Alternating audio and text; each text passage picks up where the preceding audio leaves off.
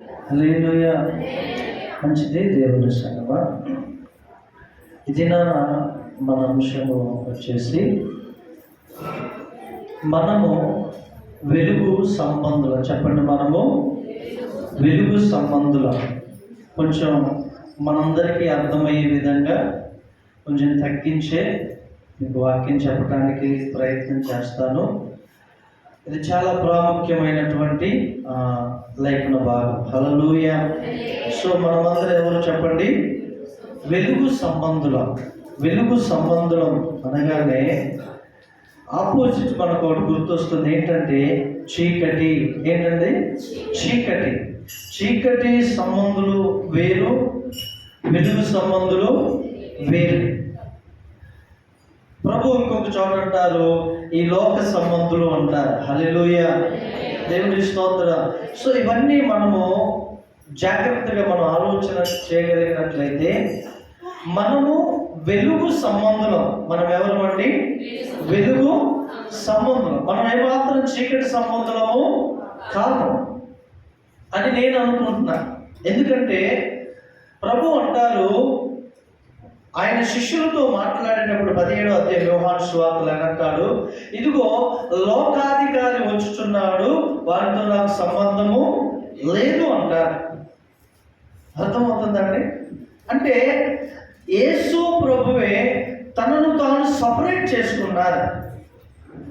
యేసు ప్రభువే తనను తాను వేరుపరుచుకున్నారు ఈ లోకంతో. హల్లెలూయా. అందుకే పిలాతు దగ్గరకు వచ్చేసరికి యేసు ప్రభు అంటారు, నా రాజ్యము వేరు, మీ రాజ్యము వేరు.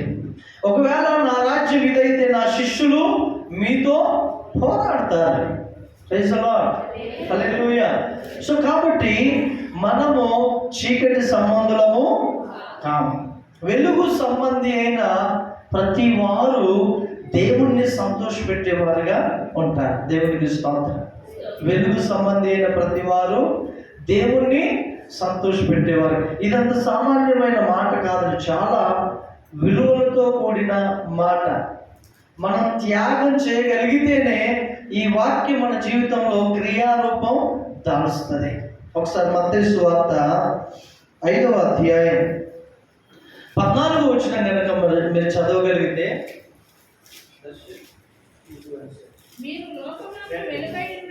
చూడండి ఇక్కడ యేసు ప్రభు ఇక్కడ ఏమంటున్నారండి? మీరు లోకమునకు వెలుగై ఉన్నారు. మీరు లోకమునకు వెలుగై ఉన్నారు. ఇది చాలా ఇంపార్టెంట్ మాట. ఎవరు చెబుతున్న మాట? ఈ మాట చెప్పాలి మీరు. యేసుక్రీస్తు ప్రభు అక్కడ ఆయన కొండ మీద శిష్యులతో మాట్లాడుచున్నప్పుడు, జనసమూహంతో మాట్లాడుచున్నప్పుడు ఆయన అంటున్నారు, అయ్యా మీరు ఈ లోకానికి వెలుగై ఉన్నారు. మీకు విషయం తెలుసా? మీ ఇంట్లో కరెంటు లేకుండా ఒక రాత్రి ఉండగలరా? చెప్పండి. ఇంపాసిబుల్. ఇప్పుడు ఉన్నటువంటి సీజన్ అది చాలా భయంకరమైన కష్ట పరిస్థితి. అందుకే ఏమండి కొన్ని స్థలాల్లో 20,000, 25,000 ఇలా పెట్టి ఇన్వర్టర్స్ కొనుక్కుంటున్నారు. ఆ ఇన్వర్టర్ అయినా ఎంతకాలం వస్తుంది? కరెంట్ వచ్చి ఛార్జింగ్ చేస్తేనే కొన్ని గంటలు వస్తుంది. ఈ కరెంట్ కనుక 2-3 రోజులు కంటిన్యూగా లేకుండా ఉంటే అది కూడా ఏం పనిచేయదు. మీరు జాగ్రత్తగా గమనించండి. యేసు ప్రభు అన్నారు, మీరు లోకమునకు వెలుగై ఉన్నారు. చూసారండి? క్రైస్తవులు లోకానికి వెలుగని యేసు ప్రభు చెప్పారు. మీకు ఇంకో మాట చదివిస్తాను. యోహాను సువార్త జాగ్రత్తగా గమనిస్తే, యోహాను సువార్త 6వ అధ్యాయము, అంతేనా? 5వ అధ్యాయము. దేవునికి స్తోత్రం. అయ్యా అక్కడ మాట 5వ అధ్యాయంలో నాకు కనబడట్లేదు.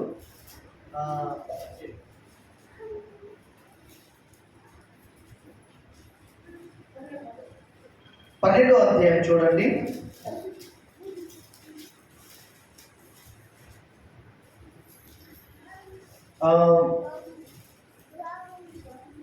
46వ వచనం. చూడండి, జాగ్రత్తగా వినండి. నా యందు విశ్వాసముంచు ప్రతివాడు చీకటిలో నిలిచి ఉండకుండానట్లు. ప్రైజ్ ది లార్డ్, హల్లెలూయా, హల్లెలూయా. ఎలా వచ్చి ఉన్నారంట? యేసు ప్రభు ఈ లోకానికి వెలుగు. మరలా మాట చదవండి అమ్మా. నా యందు విశ్వాసముంచు ప్రతివాడు చీకటిలో నిలిచి ఉండకుండానట్లు. దేవునికి మహిమ కలుగును గాక, హల్లెలూయా. నేను ఈ లోకమునకు వెలుగుగా వచ్చి ఉన్నాను. ఇంకో మాట కూడా రాయబడి ఏంటంటే, తమ క్రియలు దుష్క్రియలుగా కనబడకున్నట్లు వెలుగునొద్దకు రారంట. దేవునికి స్తోత్రం. ఎక్కడికి రారు వాళ్ళు? వెలుగునొద్దకు రారు. అది యోహాను సువార్తలోనే ఉంటుంది ఆ మాట కూడా. కాబట్టి మనకు వెలుగును ఇక్కడ చూడండి ఏమంటున్నాడంటే 44వ వచనమా,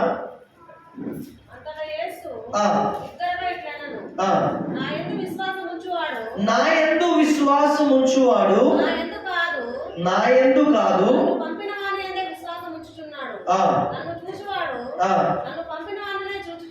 హల్లెలూయా, హల్లెలూయా. నా మేరీ సిస్టర్ గారు చదివిన వచనం ఎన్నో వచనం అది? ఎన్నో అధ్యాయము? 12వ అధ్యాయం 44 నుంచి చదవండి. 40 అంతటి యేసు నా యందు విశ్వాసం ఉంచువాడు నా యందు కాదు నన్ను పంపిన వాని యందే విశ్వాసం ఉంచుచున్నాడు. నన్ను చూచువాడు 45వ వచనం అయ్యా. నా యందు 46వ వచనం, నా యందు విశ్వాసముంచు ప్రతివాడు చీకటిలో నిలిచి ఉండకుండానట్లు. ఇది చాలా ప్రాముఖ్యం. నా యందు విశ్వాసముంచు వాడు ఎక్కడ నిలిచి ఉండకుండానట్లు? చీకటిలో. ఇప్పుడు మనము చీకటి, యేసుక్రీస్తునందు విశ్వాసం ఉంచేవారు ఏ సంబంధులు? చీకటి సంబంధులా, వెలుగు సంబంధులా? చెప్పాలి, అందరూ చెప్పాలండి. వెలుగు సంబంధుడు. ఎందుకు ప్రభు అంటున్నారనంటే, నేను ఈ లోకమునకు వెలుగుగా వచ్చి ఉన్నానని. ఇక్కడ నికోచోడు అంటాడు, నేను ఈ లోకమునకు వెలుగై ఉన్నాను. హల్లెలూయా, హల్లెలూయా. ఆయన గొప్ప వెలుగండి, ఆయన గొప్ప వెలుగు. మీరు యోహాను సువార్త 1వ అధ్యాయంలోన ఒకసారి చూస్తే అక్కడ కూడా ఒక మాట రాయబడి ఉంటుంది. ఏమని ఉంటుందంటే, థ్యాంక్ యూ లార్డ్ జీసస్. 4వ వచనం చూడండి. ఆయనలో జీవము ఉండెను, ఆ జీవము మనుషులకు వెలుగై ఉండెను. ఆ వెలుగు చీకటిలో ప్రకాశించుచున్నది గాని. చూసారండి, ఈ లోకంలో ఈ మాట కొంచెం వివరింపనివ్వండి. వెలుగు ఎక్కడ ప్రకాశిస్తుందంట? చీకటిలో ప్రకాశిస్తుంది. సామాన్యంగా కంటికి కనబడే వెలుగుని ప్రజలు గుర్తిస్తారు. సామాన్యంగా బాగా చీకటి ఉండి ఎక్కడైనా చిన్న లైట్ వెలుగుతుంటే దూరం నుంచి అయినా గమనిస్తారు. కానీ ఇక్కడ దేవుడు ఏమంటున్నాడంటే 4వ వచనం, ఆ వెలుగు చీకటిలో ప్రకాశించుచున్నది కానీ చీకటి దాన్ని గ్రహింపకుండా. ఇక్కడ ఎన్ని జ్యోతులు ఉన్నాయండి, ఎంతమంది దేవుని వెలుగు చేత వెలిగింపబడుతున్నారు. కానీ మన కుటుంబం వాళ్ళే మన వెలుగును గుర్తించకపోగా హేళన చేస్తారు. అర్థమవుతుందంటే మీకు? మన కుటుంబంలో మన బంధువులే మనలో ఉన్న వెలుగును చూచి దాన్ని అనుసరించకుండా మీరు చర్చికి వెళ్తున్నారు అనేసి ఈ వెలుగును చూడకుండా ఏం చేస్తారంటే దాన్ని గ్రహింపరు. వీళ్ళకి పని పాట లేకుండా వెళ్తున్నారు అనుకుంటారు, కానీ జీవపు వెలుగు దగ్గరకు వస్తున్నారని వారు గ్రహించరు. వారు గ్రహించలేదు కాబట్టి వారు అవమానపరచడానికి ముందడుగు వేస్తున్నారు. కానీ దేవునిని ఎరిగిన మనము, దేవుని యొక్క ప్రేమను, దేవుని యొక్క శక్తిని, దేవుని యొక్క ప్రభావం తెలుసుకున్న మనము ఆయన యొద్దకు వెళ్ళకుండా మనం ఉండలేము. దేవునికి స్తోత్రం కలుగును గాక. హల్లెలూయా. మనము వెలుగు సంబంధులము. మనలో దేవుని వెలుగు ఆయన నుంచి ఉన్నారు. హల్లెలూయా, హల్లెలూయా.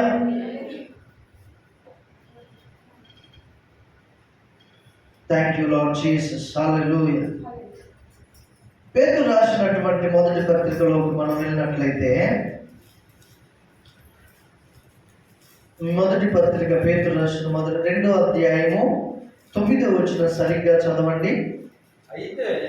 అయితే మీరు చీకటిలో నుండి ఆశ్చర్యకరమైన తన వెలుగులోనికి మిమ్మును పిలిచిన వాని గుణాతిశయములను ఏర్పరచబడిన వంశమును ఏమన్నాడు అన్నాడు? అయితే ఆయన ఆశ్చర్యకరమైన తన వెలుగులోనికి మిమ్మును పిలిచిన వాని గుణాతిశయం. ఎక్కడికి పిలిచాడండి యేసు ప్రభు మనల్ని? ఆశ్చర్యకరమైన వెలుగు. ఏది కంటికి కనబడే వెలుగు కాదండి. మీకు విషయం తెలుసా? యేసు ప్రభు వెలుగు మీరు గమనిస్తే, ఒకసారి ఆయన మోషేకు ప్రత్యక్షమైన అగ్నిలో వెలుగుతో. ఏమంటే మీరు ఇంకొకసారి కనుక సమూయేలు 2వ గ్రంథం,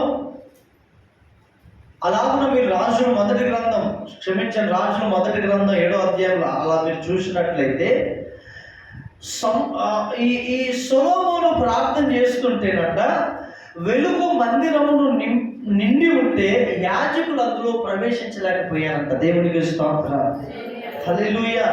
అంతటి వెలుగు, అంతటి వెలుగు.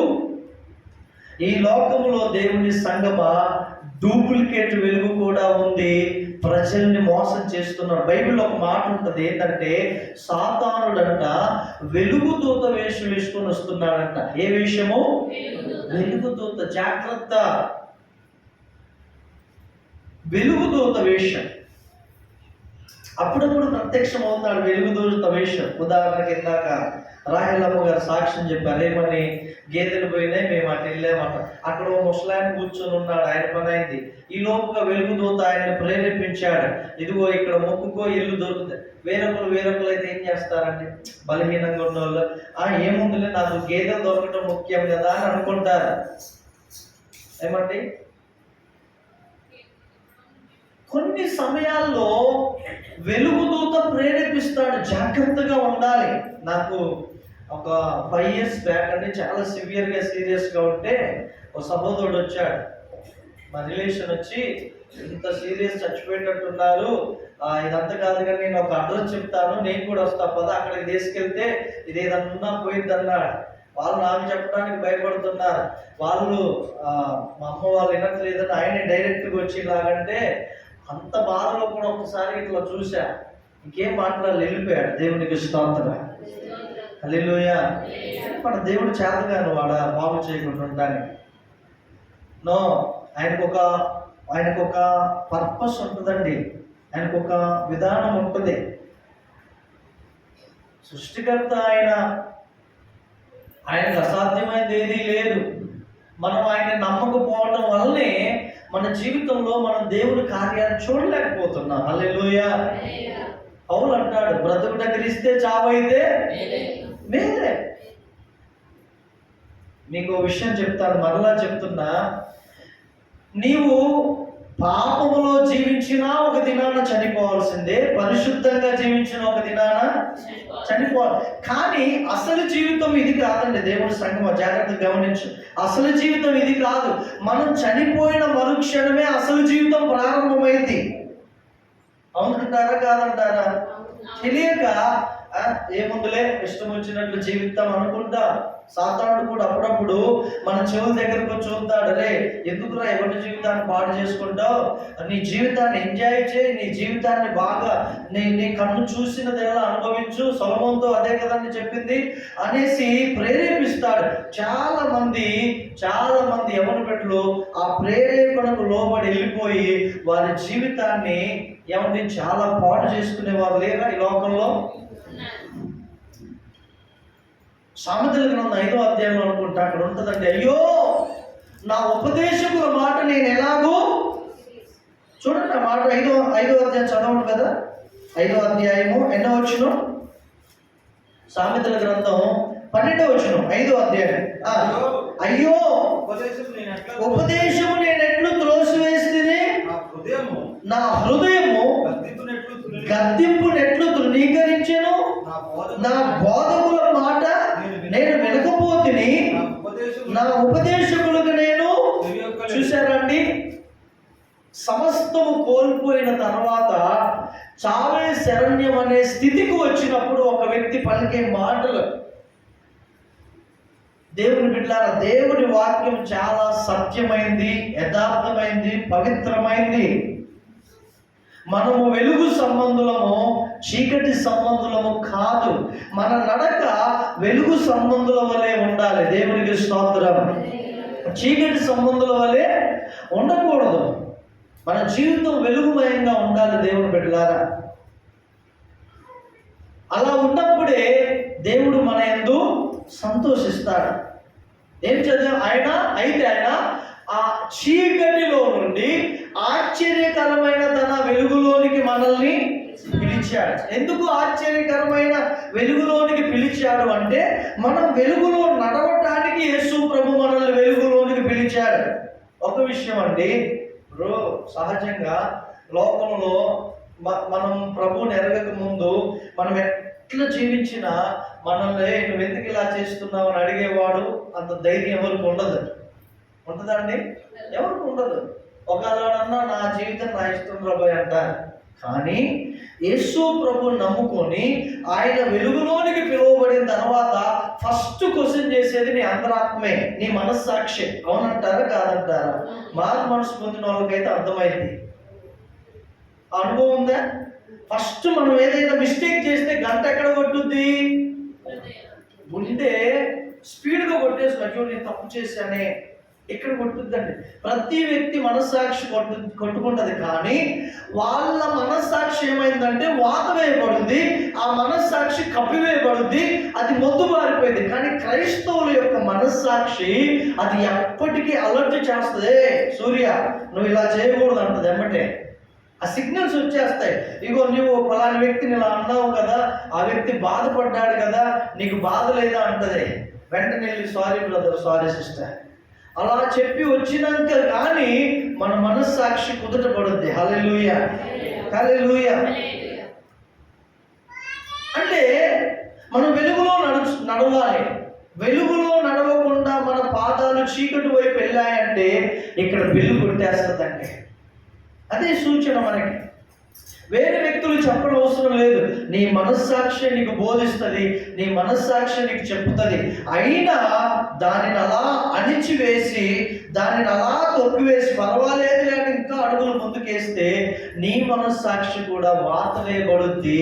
మొదటగా నీ హృదయం, నీ గుండె కొట్టుకుంటుంది. కానీ అదే పాపంలో అలా వెళ్తూ ఉంటే, చీకట్లో వెళ్తూ ఉంటే నీ మనస్సాక్షి వాత వేయబడుద్ది. కాబట్టి నీకు అంతగా భయం కలగదు, అంతగా నీకు బాధ కూడా కలగదు. హల్లెలూయా. కొంతమందికి నా మాటలు అర్థం అవుతున్నాయి. హల్లెలూయా. అందుకనే ఎఫెసీయులకు రాసిన పత్రికలు అంటారు, పరిశుద్ధాత్మను దుఃఖపరచుకుడి. చదివారు ఎప్పుడైనా మీరు ఆ మాట? చదవలేదు ఎవరు? సరే ఇప్పుడు చదవండి. ఎఫెసీయులకు రాసిన పత్రిక 30వ 4వ అధ్యాయం 30వ 27వ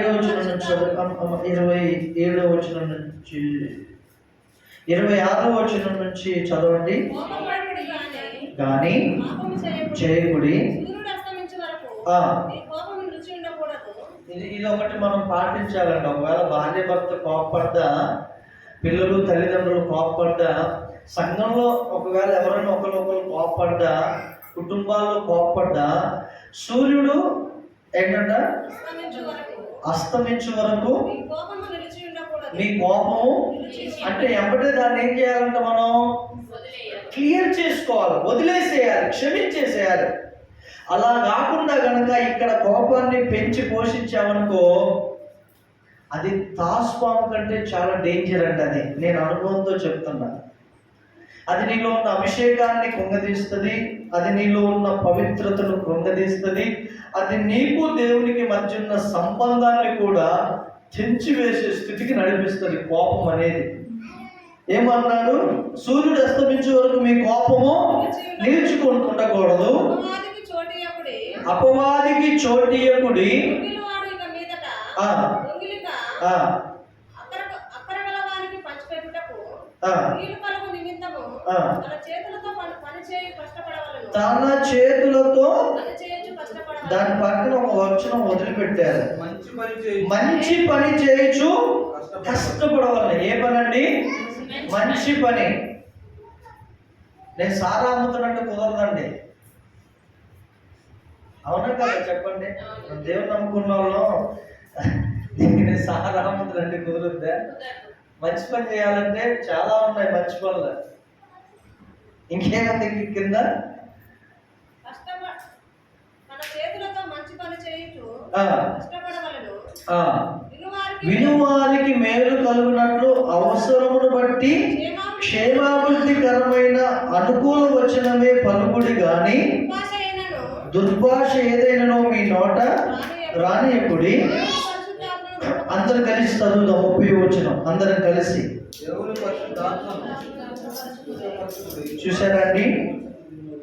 దేవుని పరిశుద్ధాత్మను దుఃఖపరచుకుడి, విమోచన దినము వరకు ఆయన యందు మీరు ముద్రింపబడి ఉన్నారు. సమస్తమైన ద్వేషమును, కోపమును, క్రోధమును, అల్లరి, దూషణ, సకలమైన దుష్టత్వమును మీరు విసర్జించుడి.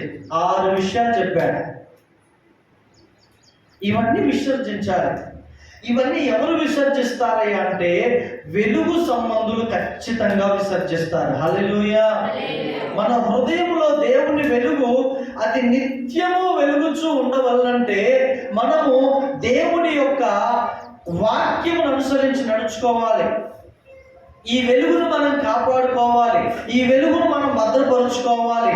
ఉదాహరణకి 51వ కీర్తనలో దావీదు తన వెలుగును పోగొట్టుకున్నాడు, తన వెలుగును చీకటిగా చేసుకున్నాడు. అప్పుడు ఆయన ఏమని ప్రార్థన చేస్తున్నాడు? దేవా నీ పరిశుద్ధ 9వ వచనం చదవండి. 51:9 వచనం. తుడిచివేయము దేవా నా యందు శుద్ధ హృదయము. ఏంటయ్యా శుద్ధ హృదయము అంటే వెలుగుమయమైనటువంటి హృదయం. హల్లెలూయా. వెలుగుమయమైనటువంటి హృదయం, వెలుగుమయమైన హృదయమే శుద్ధ హృదయం. ఇంకా చదవండి అమ్మా. నూతనముగా పుట్టించు అంటే అతను పాపం చేసి చీకటిని తెచ్చుకున్నాడండి, చీకటి తెచ్చుకున్నాడు. ఏ వ్యక్తి అయితే దేవుని అంగీకరించి బాప్తీసం తీసుకొని మారు మనసు పొంది బాప్తీసం తీసుకున్న తర్వాత పాపము చేయడానికి వెళ్తారో ఆ వ్యక్తి హృదయంలో చీకటి నివాసం చేస్తుంది. ఆ వ్యక్తి హృదయంలో చీకటి నివాసం చేసినంత కాలం తన హృదయము సమాధానంగా, సంతోషంగా, వెలుగుమయంగా ఉండదు. హల్లెలూయా. ఎప్పుడైతే దావీదు అలా ప్రార్థన చేశాడో దేవుడు దావీదును క్షమించాడు. దేవుడు దావీదును క్షమించగానే దావీదు హృదయం మరలా వెలుగుమయమైంది. దేవునికి మహిమ కలుగును గాక. హల్లెలూయా. ఎవరయ్యా చూడండి, రెండవదిగా ఎవరు వెలుగుమయముగా జీవిస్తారు అనంటే, ఎవరు వెలుగుమయంగా జీవిస్తారు అంటే క్రీస్తును వెంబడించే వారు వెలుగుమయంగా వారి జీవితం ఉంటుంది. హల్లెలూయా. యేసు ప్రభువుని వెంబడించాలి. పౌలు అంటారు, ఎక్కడ ఫిలిప్పీయులకు రాసిన పత్రికలో, అలాగే కొలస్సీయులకు రాసిన పత్రికలో కూడా ఆయన అంటాడు. మొదటిగా ఫిలిప్పీయులకు రాసిన పత్రిక 3వ అధ్యాయం 17వ వచనం చదవండి.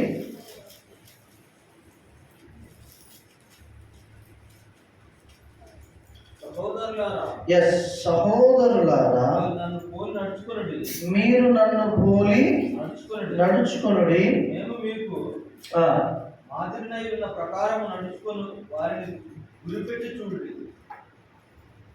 మేము మీకు మాదిరి ఉన్న ప్రకారము నడుచుకొని వారిని గురిపెట్టి చూడండి. ఇంకొక ఉంటుంది, ఏమని అంటారంటే పౌలు అంటారు, నేను క్రీస్తుని పోలి నడుచుకొనుచున్న ప్రకారం మీరు నన్ను పోలి నడుచుకున్నది.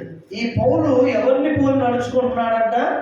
క్రీస్తు. మనకు ఒకటండి దేవుని సంగమా, మొట్టమొదటిగా మన జీవితంలో కేంద్రంగా యేసు ప్రభు ఉండాలి. ఆయనను పోలి మనం నడుచుకుంటే చాలు. కొన్నిసార్లు మనం ఏం చేద్దామంటే ఆ పాస్టర్ గారే ఇలా ఉన్నారు కదా, మందే ఉందిలే అని రాజీ పడిపోతూ ఉంటారు. కాదు, అలా కాదు. పాస్టర్ గారు అలా ఉన్నారు కానీ మందే ఉందిలేండి అంటారు, రాజీ పడిపోతారు. అలా కాదు. నాకంటే 10 సంవత్సరాల ముందు వచ్చిన సీనియర్ సిస్టర్, సీనియర్ బ్రదరే ఇదిగో అలా ఉన్నారంటే నాదేందని అనుకుంటారు. అలా ఉండకూడదండి. మన ఎదుట మన గురి ఎవరై ఉండాలి?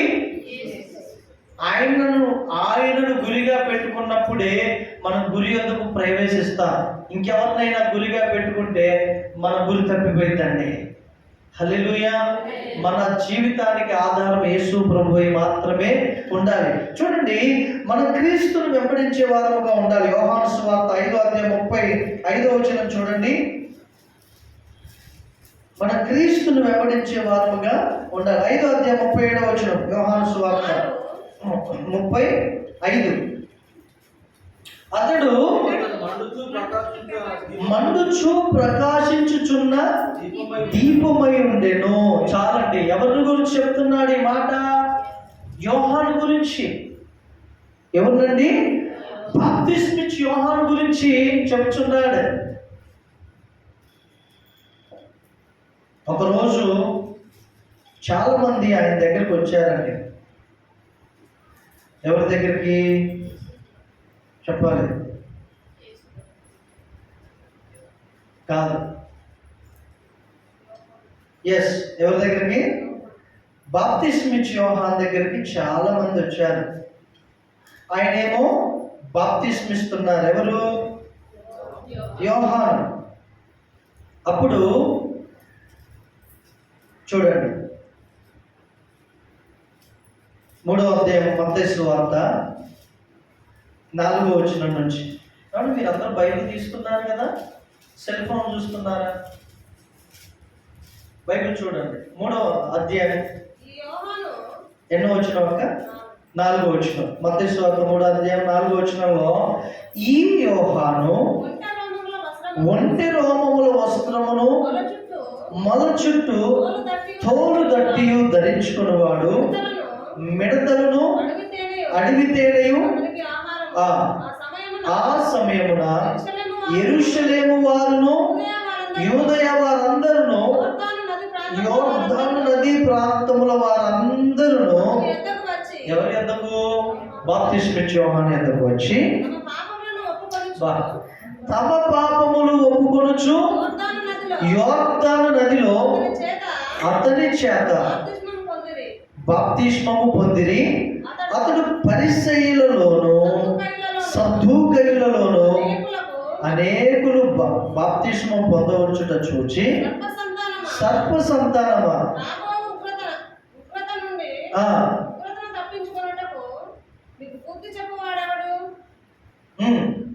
మారు మనసు తగిన ఫలము ఫలించుడి. ఇక్కడ చూడండి అయ్యా, ఇక్కడ చూడండి, సద్దుకైలు, పరిసయ్యులు, శాస్త్రులు ఎవరెవరంటే వాళ్ళు ఇక్కడ ఎవరు?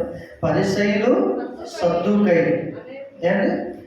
పరిసయ్యులు, సద్దుకైలు బాప్తిస్మం ఇచ్చి యోహాను దగ్గరికి వస్తున్నారు. ఎందుకు వస్తున్నారు? మీరు చెప్పాలి. ఎందుకు వస్తున్నారు? బాప్తిస్మం తీసుకోవడం. ఇప్పుడు కనుక మీరు ఎవరైనా బాప్తిస్మం తీసుకోవడానికి వస్తే నేను ఎంత సంతోషిస్తానా, నేను ఎంత ఆనందిస్తాను. వేరే వాళ్ళు అయ్యా నాకు బాప్తిస్మం ఇవ్వండి, వేరే ప్రాంతాల నుంచి వచ్చినా నేను ఎంత సంతోషిస్తాను. అరే బాప్తిస్మం తీసుకుంటాను. కానీ యోహాను అట్లా కాదు. ఈ యోహాను అట్లా కాదండి. ఈయన ఏమంటున్నాడంటే చూడండి, సద్దుకైలు, పరిసయ్యులు, సద్దుకైలు అనేకులు బాప్తిస్మం పొందవచ్చున చూచి, సర్ప సంతానమా, రాబో ఉగ్రతను తప్పించుకొనుటకు మీకు బుద్ధి చెప్పిన వాడెవడు? మారు మనస్సుకు తగిన ఫలము ఫలించుడి. అంటే వీళ్ళలో సరైన మారు మనసు లేదు. ఒకవేళ అలా కూడా ఉన్నా ఆ క్రియలు లేవు, ఆ ఫలము లేదు, అలాగూ కనిపించట్లేదు. అందుకనే యోహాను ఏం చేస్తున్నాడంటే వారిని గద్దిస్తున్నాడు, సర్ప సంతానమా అని. ఎందుకు సర్ప సంతానమా అంటున్నాడు? ఏమండి? సర్ప సంతానమా అని ఎందుకు? ఇంకొక మాటలో కూడా మనం చెప్పొచ్చు, వీళ్ళు చీకటి సంబంధులుగా ఉన్నారు. ఎలాగండి? మనము మందిరానికి వస్తూ మన క్రియలు వెలుగుమయముగా లేకపోతే మన పేరుకు క్రైస్తవమే కానీ మన క్రియలు మాత్రం చీకటి ఫలాలుగానే ఉంటాయి. No doubt. ప్రభు అంటారు ప్రకటన గ్రంథంలో, మీరు జీవించుచున్నారన్న పేరు మాత్రం ఉంది కానీ మీరు ఎవరు చెప్పట్లేదు ఆ మాట. ఏమంటారు? మీరు జీవించుచున్నారన్న పేరు మాత్రం ఉన్నది కానీ మీరు మృతులే అంటాడు. ఎవరితో అంటాడు? సంఘముతో అంటున్నాడు యేసు ప్రభు. సంఘముతో అంటున్నాడు. మరలా ఇక్కడికి వద్దాం, మరలా కంటిన్యూ చేద్దాం. ఒకసారి 2వ అధ్యాయం ప్రకటన గ్రంథం చూడండి. ప్రకటన గ్రంథం 2వ అధ్యాయంలో ఎక్కడుందండి ఆ మాట?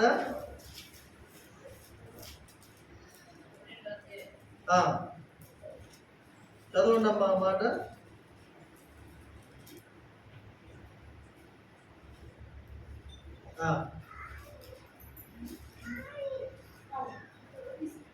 రెండవ అధ్యాయంలో ఉందా? 3వ అధ్యాయంలో ఉందా? నీవు జీవించుచున్నావన్న పేరు మాత్రం ఉన్నది కానీ నీవు మృతుడవే. ఎక్కడుందా మాట? Thank you lord Jesus.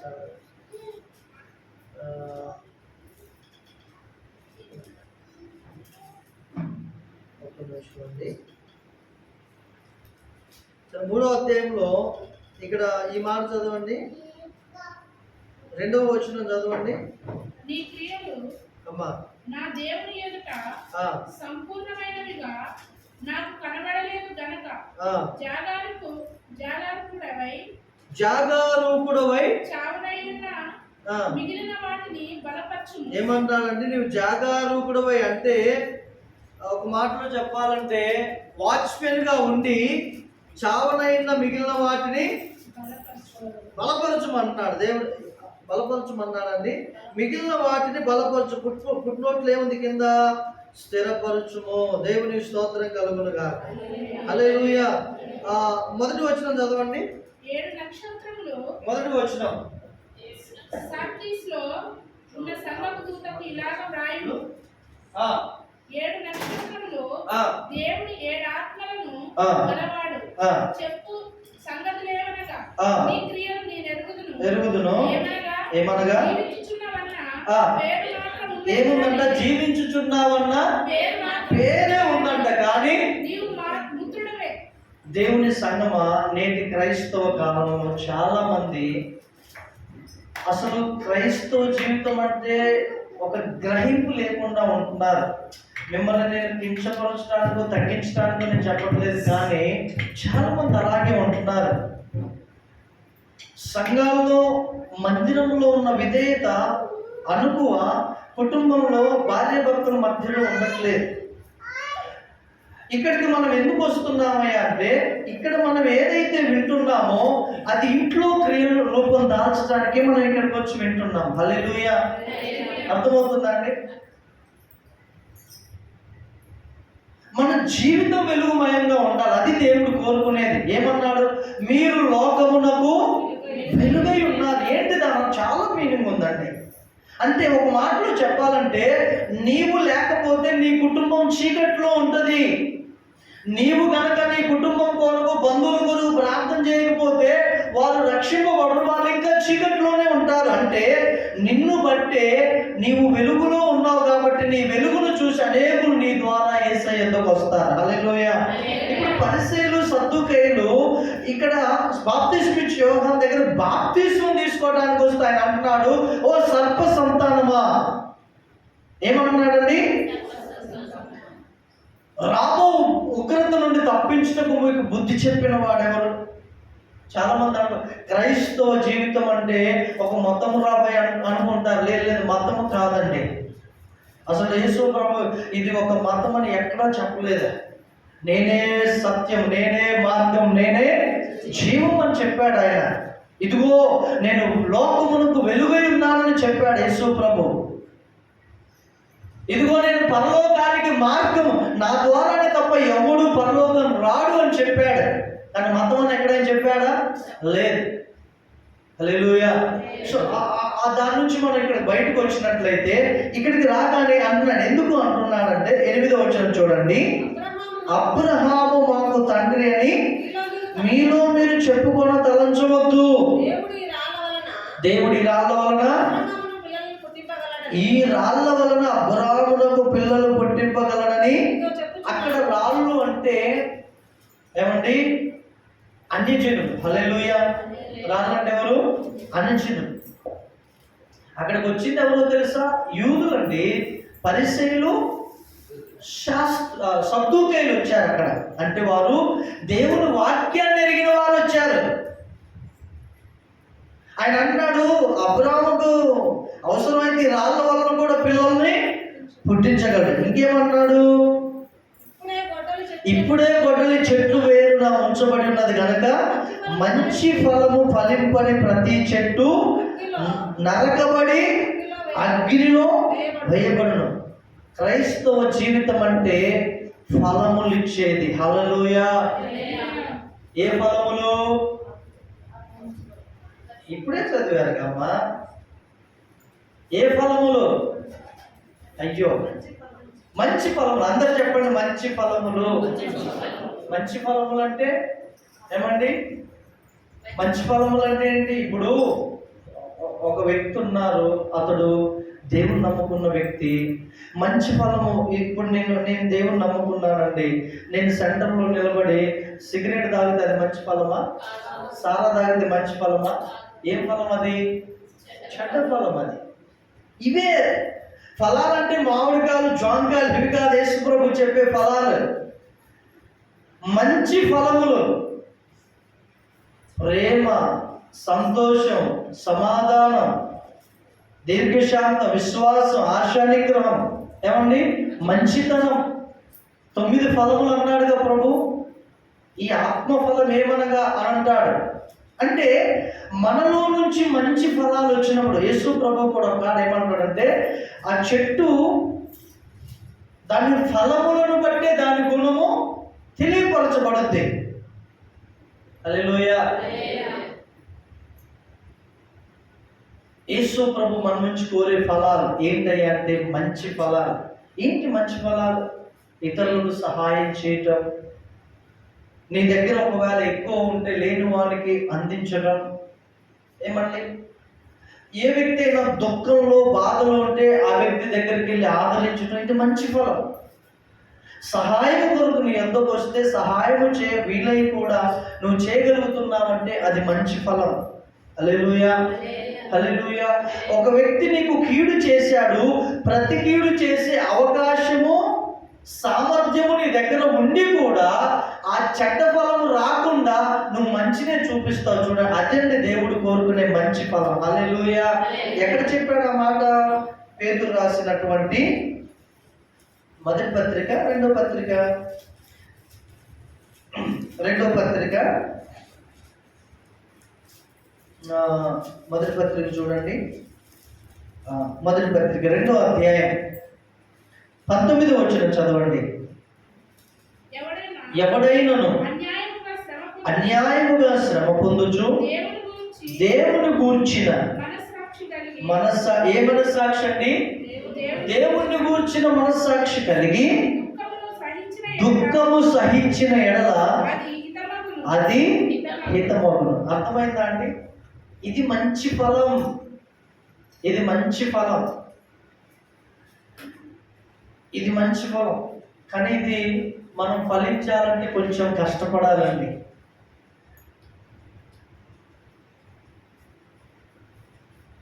హేరోదా Pilate అంటాడు, ఏమయ్యా ఒక మాట చెప్పు, ఒక మాటను వీళ్ళు ఎన్ని నేరాలు మోపుతుంటే నువ్వు నోరు తెరవట్లేదని నువ్వు ఒక మాట చెప్పు, నేను విడిపించడానికి నాకు శక్తి ఉంది అంటాడు ఆయన. యేసు ప్రభు నోరు తెరుస్తాడండి. ఆయన అన్యాయాన్ని సంతోషంగా అనుభవిస్తాడు. కారణం ఒక మంచి ఫలము రాబోతుంది. హల్లెలూయా. ఇంకా కొంతమంది ఉంటారు, ఏంటది? 20వ వచనం చదవండి. దీన్ని కూడా వాళ్ళకి దేవుని చిత్తమండి, దేవుడే మహిమంటారు. చదవండి 20వ వచనం.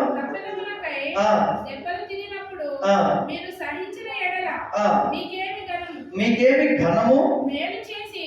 మేలు చేసి బాధపడినప్పుడు మీరు సహించిన ఎడల, చూసారండి, మేలు చేసి సహిస్తే అది దేవునికి హితం. ఇందుకొరకే మీరు పిలువబడ్డారు. హల్లెలూయా. వెలుగు సంబంధులు వారి నడక ఎలా ఉంటది అంటే, ఇప్పుడు ఒక్క మాట, ఒక క్వశ్చన్ వేస్తాం, మీరు నాకు ఆన్సర్ చెప్పండి. గేదె దాడి చేస్తుందా, దాడి చేయదా? గేదె బర్రె ఎత్తు చేస్తుందా, చేయదండి? చిన్నప్పుడు మాకు చిన్న ముట్టేద్దు అనేవాళ్ళు, నన్ను కుడుతులు వేసి పొడిసింది, మా ఊళ్ళో రాకపోతే చచ్చిపెట్టండి చిన్నప్పుడు. కానీ గొర్రెపిల్ల దాడి చేస్తుందా? తిరిగి చేస్తుందండి గొర్రెపిల్ల. యేసు ప్రభు నా గొర్రెలు నా స్వరము వినును అన్నాడు. ఏమన్నాడు? నా గొర్రెలు నా స్వరము వినును అన్నాడు. హల్లెలూయా. అంటే మనం ప్రతిదాడి చేయలేము, చెయ్యే అవకాశం ఉంటుంది కానీ చేయలేము. ఎందుకంటే మనం ఏ సంబంధులము? వెలుగు సంబంధులం. సహించుటే మన పని. ఎంత సహిస్తే అంత ఆశీర్వాదం అండి మనకు. హల్లెలూయా. నిజం దేవుని బిడ్డలారా. ఎంత ఓర్చుకుంటే దేవుణ్ణి బట్టి అంత ఘనం. ఒకరోజు ఇలాగే ప్రార్థన జరుగుతుంది. అప్పుడు ఎంతమంది కూడా లేరండి, సగం ఉంటారేమో, సగం మంది కంటే ఇంకా తక్కువ ఉంటారు. దాదాపు 5-6 సంవత్సరాలు ఒక ఆయన కర్ర పట్టుకొని వచ్చాడు, చేసి పట్టుకొని వచ్చాడు. అక్కడ నుంచి మొత్తం ఇల్లుగంతా దూసేసాడు. మనోడు అంటాడు, బాబు గారు అంటాడు, ఏంటి పాస్టర్ గారు కాముకున్నారు, మీరు రూమ్ అని అంటే వాళ్ళ సంగతి చెప్దాం అంటున్నాడు సూర్యబాబు గారు. రూమ్ లేదు, ఆమె లేదు, వాళ్ళ మన అది చేసుకుని అయ్యా అన్న. కాముగా వెళ్ళిపోయా. ఏమన్నా చర్చి వాళ్ళందరూ పాపం 7 మొక్కలు పెట్టారు. మనుషులు ఎల్లు కట్టుకున్నాం, మొక్కలు వేసుకున్నాం, దారి నాదన్నాడు. ఆ పెద్ద ఆయన నుంచి మొత్తం జేసీబీతో కొట్టేశాడు. మనం కేసు పెడితే జేసీబీ పోయింది ఆయన అన్నీ. కానీ మనకు అవకాశం అని కూడా మౌనంగా ఉన్నాం. 2 సంవత్సరాలు మనల్ని పరీక్షించిన తర్వాత వాళ్ళ అబ్బాయి ఏమన్నా తెలుసా అండి? మీరు కట్టుకుని పాస్టర్ గారు తర్వాత చూద్దాం నేను అన్నాడు. హల్లెలూయా. ప్రేమ చేత జయిస్తే అది స్థిరకాలం ఉంటుందండి. అది ప్రభు నేర్పించిన విధానం మనకి. అర్థమవుతుందా? మనం నష్టపోవడానికి కూడా సహించమని వాక్యం చెప్తుంది. ఏంటంటే అది 20వ వచనం చదవండి.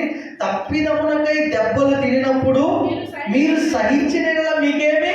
ఇప్పుడు తప్పు ఎవరినో కొడతావు, ఏదో పని చేస్తావు, తప్పుడు పని, దెబ్బలు తింటావు, అది హితముగా దేవునికి. అది కాదండి. ఏమంటున్నాడు ఇక్కడ? మేలు చేసి బాధపడినప్పుడు మీరు సహించిన అది దేవునికి. అసలు మన దేవుడు ఎంతో డిఫరెంట్ అండి, నిజంగా చెప్తున్నాగా. చాలా ప్రత్యేకం మన దేవుడు. మీరు మేలు చేసి బాధపడినప్పుడు మీరు సహించిన ఎడల అది నాకు హితం, నాకు ఇష్టం అంటున్నాడు. దాని ద్వారా ఏం జరుగుద్ది? చాలా గొప్ప మేలు మనకు జరుగుద్ది. హల్లెలూయా, హల్లెలూయా, హల్లెలూయా.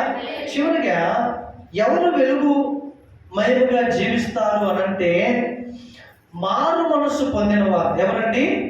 మారు మనస్సు పొందిన వారు వెలుగుమయంగా జీవిస్తారు. ఒక్కసారి నిజమైన మారు మనస్సు ఒక వ్యక్తి జీవితంలో కలిగితే ఆ వ్యక్తి మరెన్నడూ వెనక్కు తిరగడండి, లోకం వైపు తిరగరెక్కవాలి. కొంతమంది తల్లులు ఒకటేసారి మారు మనసు పొందారండి, వారు ఇప్పటి వరకు అలాగే కంటిన్యూ చేస్తారు. కారణం ఏంటంటే వారు ఒక దినాన దేవుని చేత మారు మనసు పొందారు. హల్లెలూయా. అపోస్తలుల కార్యముల గ్రంథం 9వ అధ్యాయం కొన్ని మాటలు చెప్పి మనం ముగించేస్తానండి. 9వ అధ్యాయం అపోస్తలుల కార్యములు. ఈ వ్యక్తి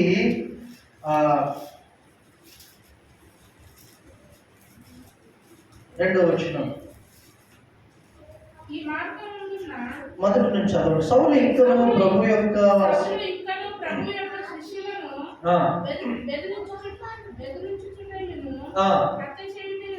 ఏం చేస్తున్నాడండి? బెదిరిస్తున్నాడు, హత్య చేస్తున్నాడు. తనకు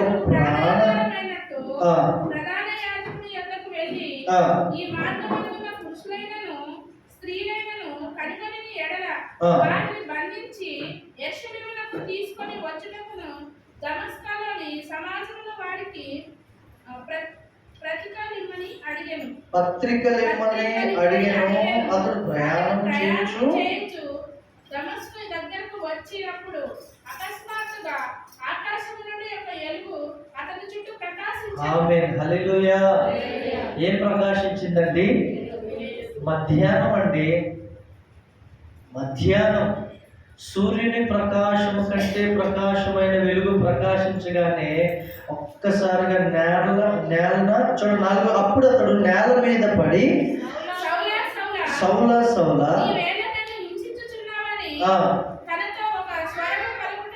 ఆ ప్రాంతంలోనండి, అది అపోస్తలులు ప్రారంభ దినాలు, సంఘము క్షేమాభివృద్ధి చెందుతున్న దినాలు, సంఖ్య విస్తరిస్తున్నటువంటి దినాల్లో క్రైస్తవులు ఎక్కువ అవుతున్నారని చెప్పేసి సౌలు అని మంచి చదువరి, అంటే బాగా చదువుకున్నటువంటి వ్యక్తి, ధర్మశాస్త్రం బాగా పఠించినటువంటి వ్యక్తి, పైగా రోమా పౌరసత్వం కలిగినటువంటి వ్యక్తి. రోమా ప్రభుత్వం పరిపాలిస్తున్న దినాల్లో రోమా పౌరసత్వం కలిగినటువంటి వ్యక్తి, రోమా సిటిజన్షిప్ కలిగిన వ్యక్తి. ఇతను ఏం చేస్తున్నాడంటే యెహోవాయే దేవుడు, మరెవరు దేవుడు కాదు, యేసు ప్రభు జస్ట్ ఆయన ప్రవక్త, ఆయన మనిషి అని చెప్పి ఈ మార్గంలో ఉన్న వారిని, అంటే క్రైస్తవ మార్గంలో ఉన్న వారిని కనుగొని జైల్లో వేస్తూ ఉండేవాడు. అతనికి ఇచ్చిన అధికారం ఆ ప్రభుత్వం. కొంచెం ఎక్స్ట్రా చేసి నాకు విశ్వాసం ఉంది, నాకు భక్తి ఉంది, నేను దేవుడి కొరకే నేను విడిచిపెట్టిన వాళ్ళని అక్కడే చంపేస్తున్నాడు. ఇది ఆయన డ్యూటీ. ఆ యెరూషలేము ప్రాంతంలో అంతా అయిపోయింది. దాదాపుగా యెరూషలేములో ఉన్న క్రైస్తవులు అందరూ చెదిరిపోయారు, ఎక్కడ వాళ్ళు అక్కడ వెళ్ళిపోయారు. మీరు 8వ అధ్యాయం చదివితే అక్కడ ఉంటుంది. వెళ్ళిపోయిన తర్వాత ఇక్కడ లేరు బాబు క్రైస్తవులు, దమస్కులో ఉన్నారని తెలుసుకొని మరలా ప్రధాన యాజకుల యొద్దకు వెళ్ళి పత్రికలు అంటే అథారిటీ నోట్, అంటే వాళ్ళు నీకు క్రైస్తవుల్ని చంపడానికి కానీ క్రైస్తవుల్ని జైల్లో వేయడానికి కానీ ఇదిగో మా ప్రభుత్వం తరఫున నీకు అధికారం ఇస్తున్నామని పత్రికలు ఇస్తే అవి పట్టుకొని దమస్కు మార్గంలో గుర్రముల మీద ప్రయాణమై కొన్ని వందల మందితో వెళ్తున్నాడు మనోడు. ఆ మార్గంలో యేసు ప్రభు అతనికి ప్రత్యక్షమైనాడు. హల్లెలూయా. మనం అనుకుంటాం ఇన్ని శ్రమలు వస్తున్నాయంట్రా బాబు, సంఘానికి ఎంతమందిని పాస్టర్స్ చంపుతున్నారంటే, విశ్వాసం అసలు దేవుడు ఉన్నాడా అనే ప్రశ్న వస్తుంది కొంతమందికి. ప్రతీది దేవుని కనుసైలోనే జరుగుతుందండి. హల్లెలూయా. తన బిడ్డలు కొంతమంది నష్టపోతే కానీ మించి కొంతమంది రక్షింపబడరండి. ఆది నుంచి జరిగేది అదే. ఇప్పుడు విత్తనం భూమిలో వేస్తే చచ్చిపోతేనే అది మొలకైతుంది, అంతేనా కాదు? కొంత దేవుడు తనకిష్టమైన వాళ్ళకి ఆ కృప ఇస్తాడు, అందరికి ఇవ్వడు. మరలా ఆ భాగ్యం అందరికీ, హతసాక్షి అయ్యే భాగ్యం దేవుడు అందరికీ ఇవ్వడండి, కొంతమందికి మాత్రమే ఇస్తాడని. హల్లెలూయా. దేవుడు ప్రత్యక్షమై ఆయన అన్నాడు, ఈయన కింద బోర్లు పడిపోగానే, సౌలా సౌలా నీ వేళ నన్ను హింసించుచున్నావు. వాస్తవంగా సౌలు హింసిస్తుంది ఎవరిని? క్రైస్తవుని, శిష్యుని, విశ్వాసుని. కానీ అక్కడ వినబడుతున్న స్వరము ఎవరిని హింసిస్తున్నాడని? యేసు ప్రభువుని. అంటే ప్రభు అప్పుడే అన్నారు, మిమ్మల్ని ముట్టిన వాడు నా కనుగొడ్డుని ముట్టినట్లే. హల్లెలూయా. అందుకనే దేవుని బిడ్డల జోలికి ఎవరు వెళ్ళకూడదంటే, ముఖ్యంగా సేవకుల జోలికి ఇంకెవరు వెళ్ళకూడదు. సేవకుల జోలికి వెళ్ళి ప్రభుత్వాలు పడిపోయిన వారు చాలా సాక్ష్యాలు ఉన్నాయి. అందుకే సామాన్యంగా జెన్యూన్ సేవకుల జోలికి ఎవరు వెళ్ళకూడదు. హల్లెలూయా. మీరు చూస్తే, అయ్యా నీవెవడు ప్రభు అనగానే, నేను నీవు హింసించుచున్న యేసుని. హల్లెలూయా, హల్లెలూయా. ఇప్పుడు 22వ అధ్యాయంలోకి వద్దాం. ఇదే అపోస్తలుల కార్యం 22వ అధ్యాయంలో 8వ వచనం నుంచి చదివినట్లయితే, అందుకు నేను, ప్రభువా నీవెవడు అని అడగగా, నేను నీవు హింసించుచున్న నజరేయుడవు యేసుని అని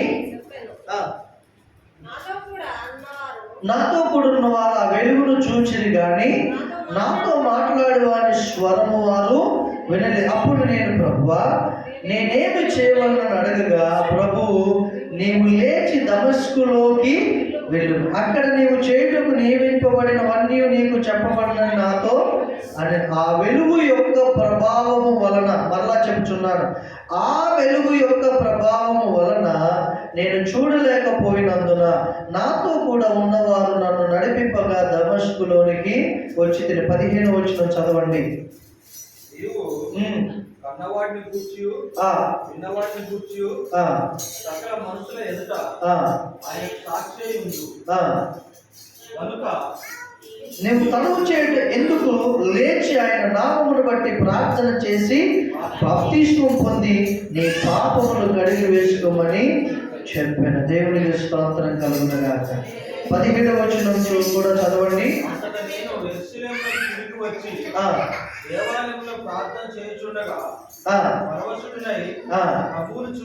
చూసారండి, అంతటా నేను యెరూషలేమునకు తిరిగి వచ్చి దేవాలయంలో ప్రార్థన చేయుచుండగా పరవశుడనై ప్రభువుని చూచితిని. 20వ వచనం,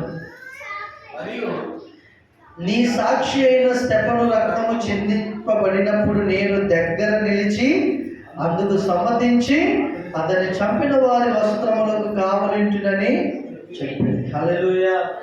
ఇక్కడ నేనేం చెప్పాలనుకుంటున్నానంటే, క్రైస్తవుల్ని హింసిస్తున్నటువంటి సౌలుకి దేవుని వెలుగు ఎప్పుడైతే ప్రత్యక్షమైందో ఆ క్షణము మొదలుకొని సౌలుగా ఉన్నటువంటి ఈ వ్యక్తి దేవుని వెలుగులోనే నడుస్తూ ఉన్నాడు. హల్లెలూయా. అది మనకు కావలసింది. మరలా ఎప్పుడైనా సౌలు వెనక్కి వెళ్ళాడండి? మరలా ఎప్పుడైనా లోకంలోకి వెళ్ళాడా సౌలు? ప్రభు అన్నాడు, ఇదిగో నేను నిన్ను పౌలుగా మారుస్తున్నా. సౌలు పౌలుగా మార్చబడ్డాడు. ఎంత నష్టమైతే సంఘానికి కలగజేశాడు ఈ సౌలు. తాను దేవుడు మార్చిన తర్వాత అంతకంటే 10 రెట్లు ఎక్కువగా సంఘానికి క్షేమాభివృద్ధి కలగజేశాడు. హల్లెలూయా. ఇది నిజమైన మారు మనసు, ఇది నిజమైన మార్పు. నీ ద్వారా సంఘానికి ఏమి క్షేమం కలుగుతుంది? మన ద్వారా సంఘానికి ఏమి క్షేమం కలుగుతుంది? మనం వెలుగు సంబంధుల వలె నడుచుకోవాలి దేవుడి బిడ్డలారా. ఒక దినాన ప్రభు పరలోకంలో ప్రతి ఒక్క వ్యక్తికి బహుమానాలు ఇస్తాడు. ఆ సమయంలో ఆయన రాజ్యం నిమిత్తం లేదా సంఘ క్షేమాభివృద్ధి నిమిత్తం నువ్వు పని చేయకుండా ఉన్నట్లయితే, ఆయన నీతిగల న్యాయాధిపతి అయిన ప్రభు పనిచేసిన వారికి బహుమానాలు ఇస్తుంటే, మనం ఒకవేళ తీసుకోకుండా ఉంటే మన పరిస్థితి ఏంటి? వెలుగులో నడిచే ప్రతి ఒక్కరికి నా యేసయ్య బహుమానం ఇస్తాడు. హల్లెలూయా, హల్లెలూయా. ఆఖరిగా దేవుని యొక్క వెలుగులో మనం నడుచుకున్నంత కాలం దేవుని ఆశీర్వాదాల్లో ఏది మనకు పొదువై ఉండదండి. దేవునికి స్తోత్రం. ఏది పొదువై ఉండదు. సంతోషం, ఆనందం, ఏమంటే సమాధానం, ప్రేమ, ఆర్థికంగా, ఆత్మీయంగా అన్నీ మన యొక్క ప్రయాణంలో ఆ యొక్క వెలుగులో నడుస్తూ ఉండగా ఒక్కొక్కటిగా దేవుడు అక్కడ అమర్చి ఉంటాడు మన మార్గంలో, నడిచే మార్గంలో. అవన్నీ మనం పొందుకుంటూ ఉంటాం. దేవుడికి స్తుతి కలుగును గాక. ఏది పొదువై ఉండదు దేవుని బిడ్డలారా. కాబట్టి మనము ఏ సంబంధం అండి? వెలుగు సంబంధంగా. మన నడక వెలుగుమయముగా ఉండాలి. మన ఫలాలు మంచి ఫలాలుగా ఉండాలి.